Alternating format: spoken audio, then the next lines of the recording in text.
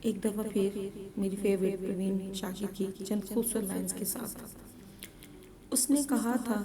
عشق ڈھونگ ہے، میں نے کہا تجھے عشق ہو یہ خدا کرے، کوئی تجھ کو اس سے جدا کرے،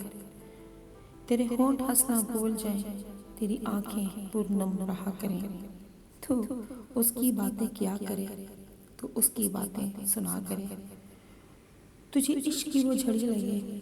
تو ملن کی ہر پل دعا کرے، تو گلی گلی میں پھرا کرے، تو نگر نگر میں صدا کرے،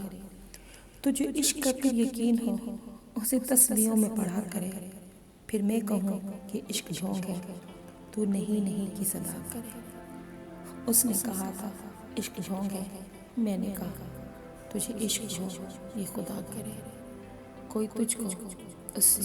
جدا کرے۔